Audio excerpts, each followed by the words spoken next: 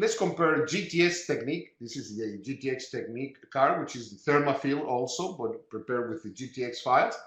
And we follow this according to manufacturer's instructions. This is the EndoSequence from Brasler, and clearly here says that if you prepare with a 25 file, you have to obturate with a 2506 to work in it. It has, because they're claiming that it's laser match obturation. This is the tooth, buccal lingual views. These are the photos, x-rays with a 20-degree angulation, working length establishment, and then last instruments at working length, size verifier, and then good aperture points. And here is the tooth when it has been finished. This is an x-ray. This is not the micro CT. Look at it. Forget about the distal for a second. Okay? Look at the mesials. One has been obturated with the GTX, prepared with GTX 3004, and obturated with the Thermafil, which it is the GTX 04 carrier. And the other one was with single cone and the file 3004 with good aperture 3004. It looks great. Nobody can tell me that those mesial canals on this x-ray does not look good. Let me show you now this with the micro CT. And we are going from buccal to lingual. We are going from buccal to lingual. These are the sections. This is the GTX, and look at the adaptation of the good aperture point. 0 voids. There are no voids whatsoever. No voids whatsoever. Very good homogeneity. It's a constant fill all the way to the terminus. We are going from buccal to lingual. Okay, and look what is happening here in this isthmus. How the good aperture and cement it's flowing. Now we're going from buccal to lingual, and we use the GTX obturator, which is the Thermafil. It has a plastic core, and we can see here the sections. And now, my dear friends, here comes the EndoSequence with the single cone technique. You can see on the single cone, and then all the voids. This canal is full of voids, full of voids. And you're going to say, well, Sergio, look at the voids that are on the coronal portion. This is the buccal lingual.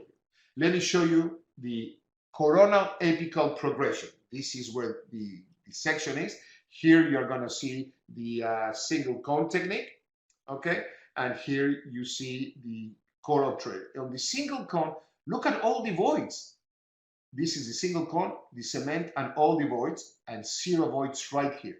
0 voids on the core obturator material, all the way to the apex. Now you're going to see a middle third canal appearing right here. That's another study that we did, but that's for a different day to talk about root canal cleaning and shaping. Now, that was the coronal apical progression. Let me show you some, very briefly, some still photos. Here you see on the still photos, all the voids on the coronal portion on the active GP single cone technique, and no voids on the GTX obturator, which is the Thermafil. If we take the x-ray from left to right, which is the buccal lingual view, we are not able to see that on the active GP good aperture, but look at all the voids. Now, we are going a little lower in that particular canal, and you can see here it's full of voids. That was 1 millimeter apical to that, and there is 0 voids on the right. As you can see, in the center we see the plastic, then we see the good aperture, we see that halo, which is the cement, and how the cement is flowing into that fin. Here, again, you have the active GP. We are going down millimeters, which is full of voids. That's the single cone. And look, on the obturator, it's no voids whatsoever. Now, we are going now, here will be the, the junction between middle and coronal. And look at the single cone, full of voids, no voids. Look at the core obturators, no voids there. And how the material is flowing from that canal. It's trying to fill that gap. And it's because the hydraulic forces of this type of obturation. Once again, let's go a little farther and fast on this. They are full of voids all the way until you get to the working end. Look at this giant void. And this is the junction between the apical and middle part of the canal, that big void. And then once you get into the apical area, in this technique, single cone, we were not able to see voids, but that was only on the apical area, 2 millimeters from working end. and this is the middle canal, as you can see in this section, but there were no voids at working or 3 millimeters from working. And here you have, again, at the very apical area with no voids. And this is in a coronal apical progression. Let me show you on the mesial-distal progression. It is clearly here. On the right, you can see the GTX series, which is the Thermafil, zero voids, and how the material is trying to fill that isthmus. And on the left, we have the active GP, which is full of voids that cannot, but we do not see this on a X-ray.